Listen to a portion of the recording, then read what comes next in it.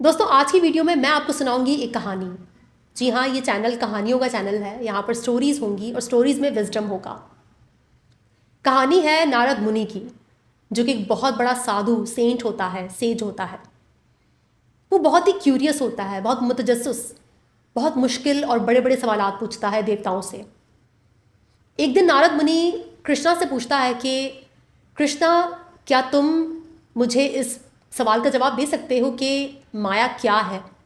मैं जानना चाहता हूँ, मुझे माया के बारे में जानना है। तो कृष्णा उससे कहता है कि नारद, रहने दो इस सवाल को, सवाल बहुत ट्रिकी है और तुम्हें समझाने में बड़ा टाइम लग जाएगा। छोड़ो, इस सवाल को रहने दो, छोड़ो, माया को जान के तुम क्या करोगे? नारद मुनि कहता है, नहीं नहीं, मुझे तो हर हाल में जानना है माया के बारे में कि आखिर लोग इसमें क्यों इतना फंस जाते हैं, क्यों इसका जादू सर चढ़कर बोलता है।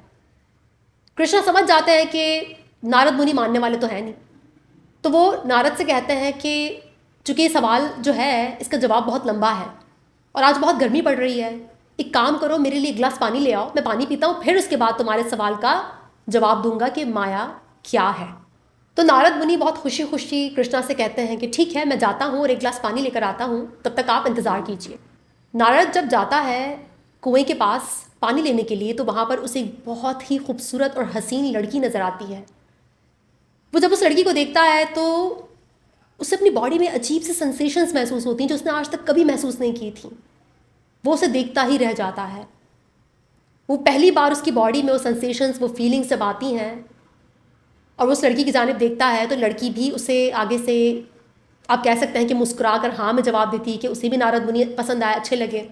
तो वहाँ पर उस लड़की के वालिद साहब भी आ जाते हैं और नारद मुनि का अपनी बेटी में इंटरेस्ट देकर नारद को अपने घर ले जाते हैं, वहाँ पर उसे डिनर ऑफर करते हैं। तो नारद जब डिनर कर रहे होते हैं तो उनके वालिद साहब, लड़की के वालिद साहब नारद से कहते हैं कि मुझे वैसे भी अपनी बेटी के लिए एक लड़के की तलाश थी, तो क्या तुम मेरी बेटी से शादी करोगे? नारद बिना सोचे समझे हाँ बोल देते हैं, क्योंकि उन्हें वो लड़की बहुत ज़्यादा भाग गई होती है, उनकी तो नज़र ही नहीं हट रही होती। दोनों की शादी हो जाती है, नारद मुनि के बच्चे हो जाते हैं। गांव में जो उनके ससुर हैं वो लैंडलॉर्ड होते हैं, मर जाते हैं, ज़मीनें वगैरह सारी नारद के पास रह जाती हैं। वो बहुत हंसी खुशी अपनी बीवी के साथ ज़िंदगी गुजार रहे होते हैं। उन्हें अपनी बीवी बहुत पसंद होती हैं। उनके बच्चे बड़े हो जाते हैं, नारद के पोते पोतियाँ हो जाती हैं और वो एक बहुत ही पुरसकून, खुशहाल और बहुत मज़े की ज़िंदगी गुजार रहा होता है। एक दिन बहुत तेज़ बारिश होती है गांव में और सैलाब आता है।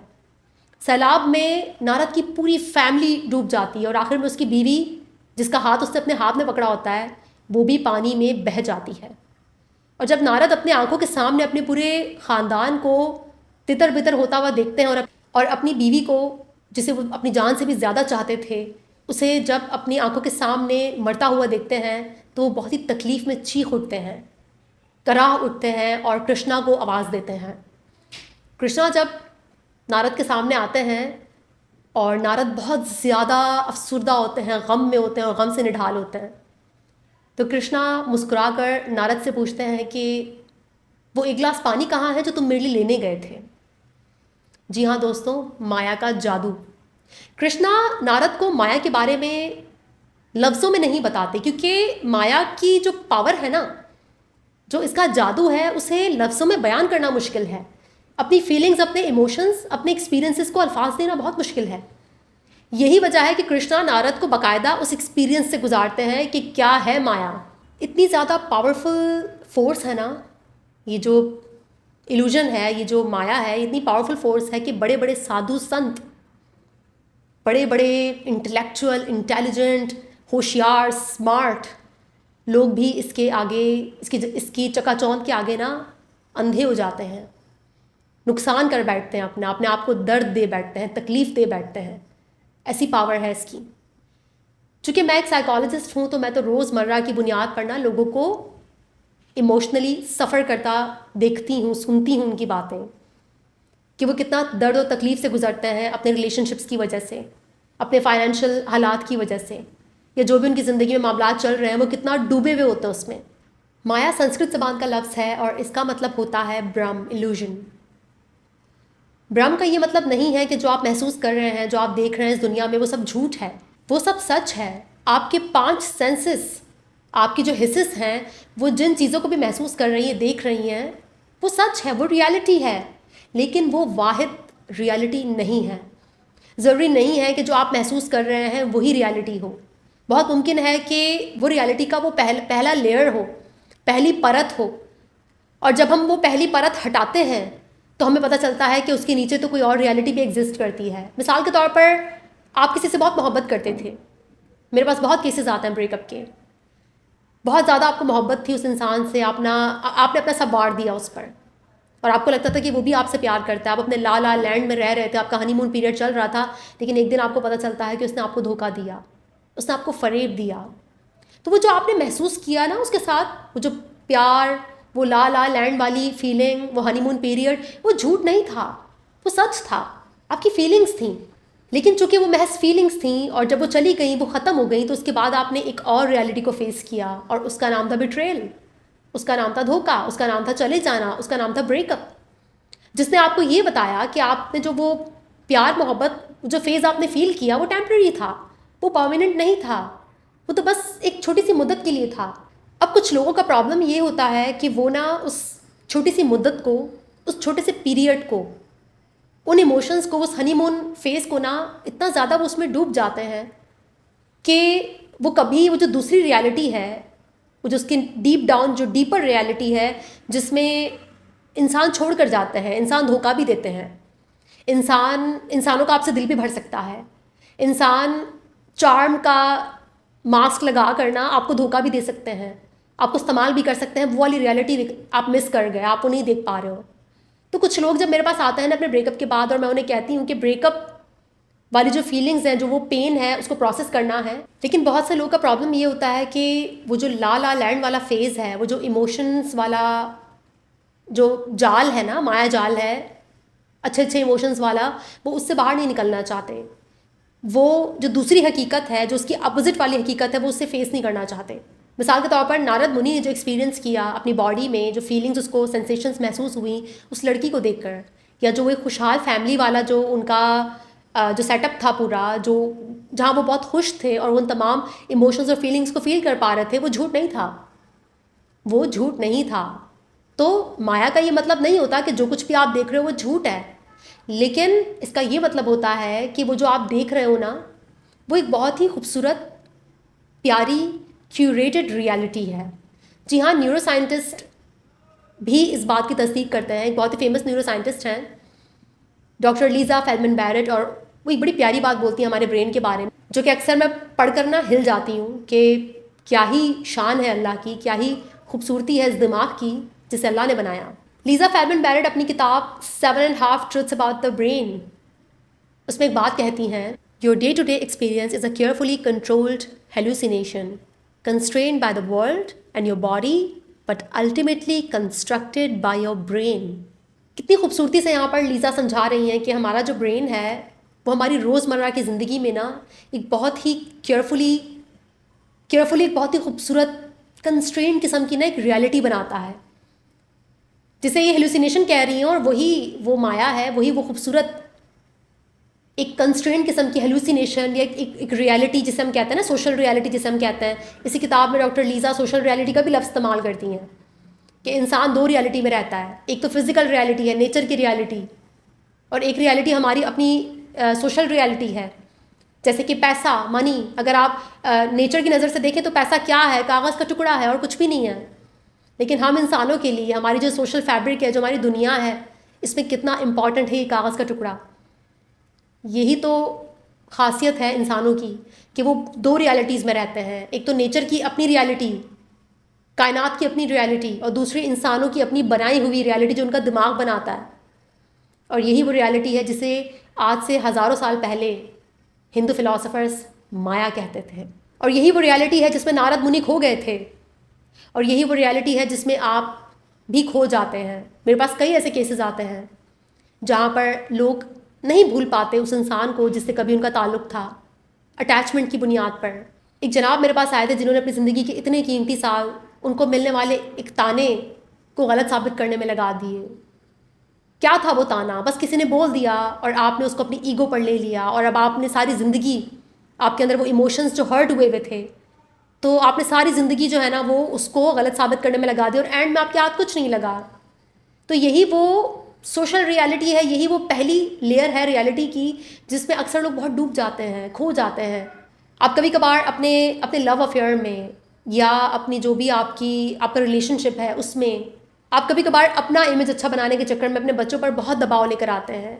आप उनकी पढ़ाई, उनके फ्यूचर को कभी कभार इतना सीरियस ले लेते हैं कि आप उन्हें ट्रॉमेटाइज कर देते हैं, क्योंकि आप उस फर्स्ट लेयर ऑफ रियलिटी से नीचे देख ही नहीं पा रहे हो। आप बहुत कंज्यूम हो गए हो वहाँ पर। आपको लगता है कि जैसे आपने कभी मरना ही नहीं है, आपको लगता है कि जैसे आपके बच्चे ने कभी जाना ही नहीं है, आपको ऐसा लगता है कि जैसे आपने जो एक फेक इमेज बनाया है उसने कभी टूटना ही नहीं है।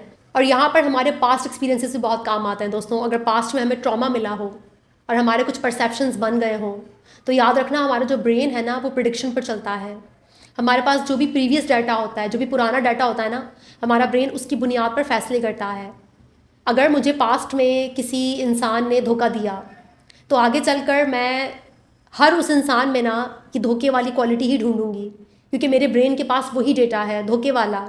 अगर ब्रेन के पास अच्छा डाटा होता है, मिसाल के तौर पर किसी के बहुत अच्छे तजुर्बात रहे हैं बचपन में, टीनेज में, तो वो आगे चलकर भी ना दूसरों में अच्छा ही ढूंढता है, ज़िंदगी में पॉजिटिविटी ही ढूंढता है, क्योंकि उसके तजुर्बात वैसे रहे, उसके ब्रेन के पास पॉजिटिव डाटा है।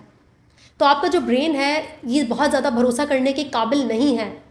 ज़रूरी नहीं है कि जिस चीज़ को आपको सच बता रहा है वो सच हो, उस सच से परे भी एक सच होता है। जी हाँ, और उस सच को जानना और एक्सेप्ट करना बहुत ज़रूरी है। अगर आपको किसी से मोहब्बत है, आज आप उसके साथ अटैच्ड हैं, तो आपको ये बात पता होनी चाहिए कि ये अटैचमेंट ख़त्म भी हो सकती है। सामने वाले इंसान का आपसे दिल भी भर सकता है। आप दोनों में से कोई एक बहुत ज़्यादा इवॉल्व कर जाएगा, एक पीछे रह जाएगा।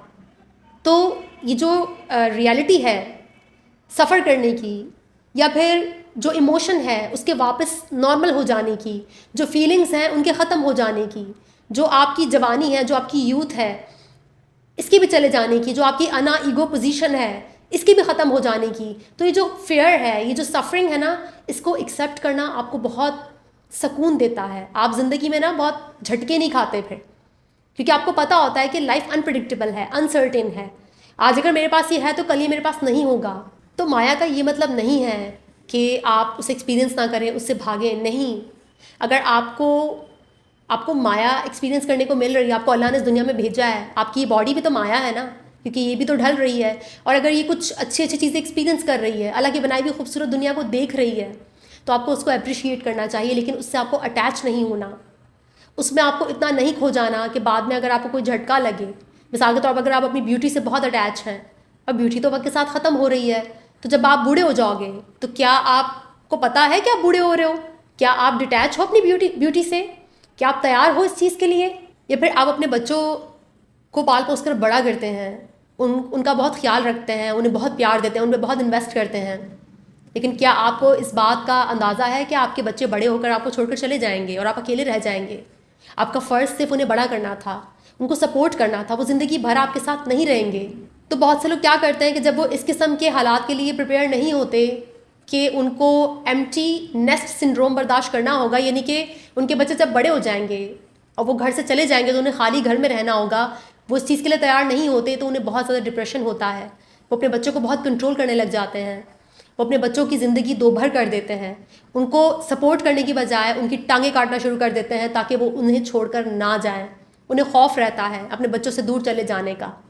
ऐसे ही बहुत से लोग अपने पार्टनर के छोड़ जाने का खौफ होता है कि ये इंसान जिस पर मैंने इतनी इन्वेस्टमेंट की, जिससे मैं इतनी मोहब्बत करती हूँ, इतनी अटैच हूँ, अगर ये चला गया तो, ये मुझे छोड़कर चला गया तो, इस खौफ के साथ रहना कितना मुश्किल है। तो आपको भी उस वक्त का सामना करना पड़ सकता है जब आपके बहुत ही प्यारे, बहुत ही अपने, या आपके पास बेशुमार दौलत, या आपकी खूबसूरती, या वो जो प्लेजर आपको कुछ चीज़ों से मिलता था लेकिन अभी नहीं मिलता, तो आपको एक्सेप्ट करना होगा कि चीज़ें हमेशा एक सी नहीं रहती।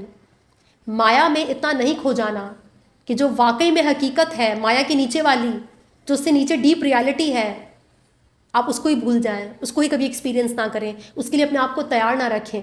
तो ये जो पुराने फ़लसफ़े हैं इसमें बहुत सारा विजडम है दोस्तों, और ये विजडम हमारे लिए ही बना है ताकि हम अपनी लाइफ को इन्जॉय करें, अपने बच्चों के साथ को इन्जॉय करें, अपने पार्टनर के साथ को इन्जॉय करें, अल्लाह की बनाई हुई इस खूबसूरत दुनिया को इन्जॉय करें। जो हमारी ब्यूटी है हम उसे भी अप्रिशिएट करें। अगर आप बहुत ब्यूटीफुल हैं तो आपको उसे अप्रिशिएट करना चाहिए, लेकिन इसका ये हरगिज़ मतलब नहीं है कि आप उसमें इतना डूब जाएं, इतना खो जाएं इतना ज़्यादा अटैच हो जाएं कि जब वो आहिस्ता आहिस्ता आपकी ज़िंदगी से जाने लगे, जब माया का जाल हटने लगे, तो आप उसे बर्दाश्त ना कर पाएँ, आप उस हकीकत का सामना ना कर पाएँ। और यहाँ पर एक बात मैं और बता दूँ आपको, जो कि ज़िंदगी का विज़डम है, फ़लसफ़ा है, कोई नई बात नहीं है, लेकिन कभी कभार बातें रिपीट करनी चाहिए ताकि आप लोग के सबकॉन्शियस में ना जाकर वो फिक्स हो जाएं। मैं बार बार रिपीट करती रहूँगी बातों को। अगर आप वाकई में किसी से प्यार करते हैं ना, तो फ्रीडम, आज़ाद कर देना बहुत ज़रूरी है। क्योंकि जितना आप अटैच्ड होंगे अपने इमोशंस से, फीलिंग्स से, इंसानों से, लोगों से, हालात से, उतना ही ज़्यादा आप दुख पाएंगे। क्यों कहते हैं माया से ज़्यादा अटैच नहीं होना चाहिए। माया को एंजॉय करो, माया को एक्सप्लोर करो। खुशनसीब हो आप अगर आपको बहुत ही खूबसूरत चीज़ें देखने का, उन्हें छूने का, उन्हें चखने का, उन्हें एक्सपीरियंस करने का मौका मिलता है, तो आपको अल्लाह का शुक्र अदा करना चाहिए। लेकिन आपको उसमें खो नहीं जाना चाहिए, क्योंकि जहाँ पर आप अटैच हुए ना, वहाँ पर सफरिंग है, तकलीफ़ है, दर्द है। तो जिससे भी आप प्यार करते हैं, चाहे आपके बच्चे हैं, आपके हस्बैंड हैं, आपकी वाइफ हैं, कोई भी इंसान है वो, उसे आज़ादी दें, उसे स्पेस दें। अगर आप किसी इंसान को स्पेस देते हो ना, और आप लेट गो करते हो, क्या मैंने इसको स्पेस दे दिया, इसको मैंने आज़ादी दे दी, बाकी मुझे नहीं पता कि मुझे आगे से क्या रिटर्न देगा, तो आपको अंदाज़ा नहीं है इस बात का कि आपने सदा उस इंसान को जी लिया। आपने कितनी पावर हासिल कर ली। वो इंसान बेशक आए ना आए, इस बात की तो खैर कोई गारंटी नहीं है, लेकिन आपने कितनी सारी इनर पावर हासिल कर ली उस इंसान को आज़ादी देकर। मैंने बहुत सी ऐसी औरतें देखी हैं जो अपने शौहरों पर बहुत ज़्यादा कड़ी निगाह जमाए रखती हैं। उन्हें लगता है कि अगर मैं इसको अपने पास ना बिठा कर रखूँगी, या मैं इस पर नज़र रखूँगी, या मैं चिपक कर बैठूँगी इसके साथ, तो ये मेरा रहेगा। नहीं, ये बहुत, आप इसे कह सकते हैं कि ये इल्यूजनरी सोच है, ये इल्यूजन है। क्योंकि आप किसी को अपने पास जकड़ कर, ज़बरदस्ती बिठा कर उसे अपना नहीं बना सकते। अगर आपको वाकई में किसी इंसान से मोहब्बत है, चाहे वो आपके बच्चे हैं, आपके शौहर हैं, तो आपको उनको आज़ादी देनी होगी, आपको उनको लेट गो करना होगा, आपको उनकी खुशी का, उनकी आज़ादी का ख्याल रखना होगा, आपको उनके सर पर सवार नहीं रहना होगा। अपनी इनसिक्योरिटी पर काम करें। जितना अपने अंदर से सिक्योर फील करेंगे ना, उतना ही आप अट्रैक्टिव बनेंगे। याद रखिएगा, हम इंसानों को इनसिक्योर लोग नहीं पसंद। हमारा जो ब्रेन है ना, ये इनसिक्योरिटी पसंद नहीं करता, इसको डिसरेगुलेटेड नर्वस सिस्टम नहीं अच्छे लगते। Doctor Lisa Feldman Barrett 7.5 truths about the brain में यही कहती हैं कि हम इंसान अपने आप को भी रेगुलेट करते हैं इस दुनिया में, और दूसरे इंसानों को रेगुलेट करने में हेल्प करते हैं। तो ऐसे में वो लोग जो एंक्शियस हैं, इस्तराब में हैं, इनसिक्योर हैं, उन्हें कोई पसंद नहीं करता, क्योंकि वो डिसरेगुलेटेड हैं। और हमें डिसरेगुलेटेड लोग अच्छे नहीं लगते। हमें वही लोग पसंद हैं जो रिलैक्स होते हैं, काम होते हैं, हमें हमारा स्पेस देते हैं, हमें आज़ादी देते हैं, हमारे साथ चिपके नहीं रहते, जिनकी अपनी कोई आइडेंटिटी, अपनी कोई लाइफ होती है।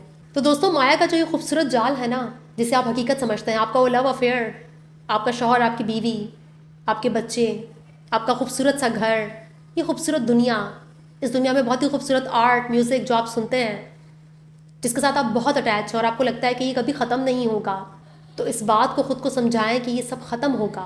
ये फर्स्ट लेयर ऑफ रियलिटी है, उसे अप्रिशिएट करें, उसे इन्जॉय करें, क्योंकि वो दोबारा नहीं आएगा। वो अभी है और अभी के मोमेंट में है। आपके पास वो चीज़ कल हो ना हो, कोई नहीं जानता। तो इस बात को समझना बहुत ज़रूरी है। दोस्तों, माया के इस जाल को समझना बहुत ज़रूरी है ताकि आपकी सफरिंग कम हो।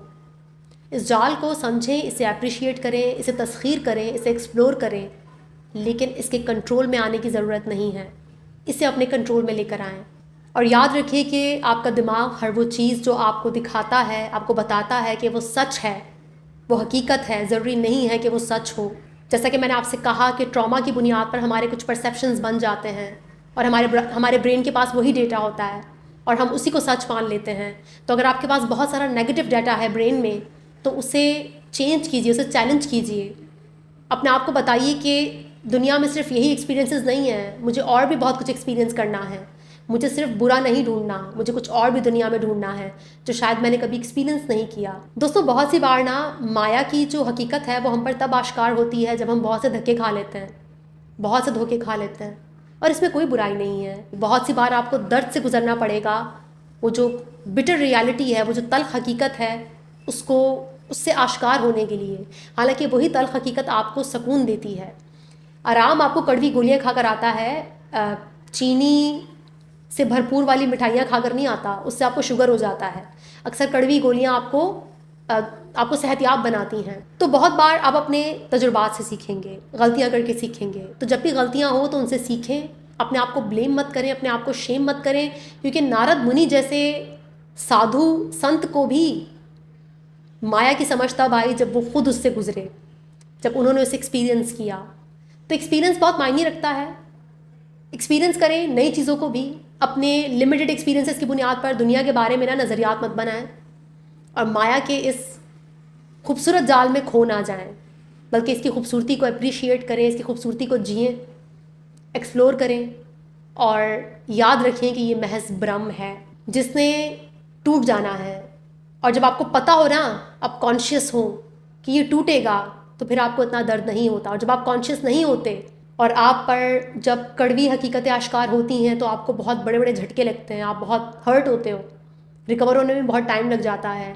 तो अपने आप को समझाएं, अपने आप को बताएं कि हर वो फीलिंग, हर वो इमोशन, हर वो सोच जो आपके जहन में आती है, ज़रूरी नहीं है कि वो दुरुस्त हो। हर वो इंसान जो आपसे प्यार का दावा करता है, हमेशा आपके साथ रहने का दावा करता है, ज़रूरी नहीं है कि वो सच हो, क्योंकि सच सिर्फ एक ही है और वो है अल्लाह की ज़ात। बाकी जो कुछ भी आप एक्सपीरियंस कर रहे हैं वो आएगा और जाएगा, उसकी एक ही हकीकत है और वो है आर्जियत, टेम्पररीनेस। तो ये एक छोटा सा लेक्चर था माया पर। उम्मीद करती हूँ कि आप अपनी ज़िंदगी पर नज़रसानी ज़रूर करेंगे, रिफ़्लेक्ट ज़रूर करेंगे, और जहाँ पर भी आपको लगता है कि आप बहुत ज़्यादा डूब चुके हैं माया के जाल में, वहाँ से अपने आप को आज़ाद कराने की पूरी कोशिश करेंगे। वीडियो को यहीं पर ख़त्म करते हैं। इंशाल्लाह नेक्स्ट वीडियो मुलाकात होगी। तब तक के लिए अपना बहुत ख्याल रखिएगा। Thank you so much.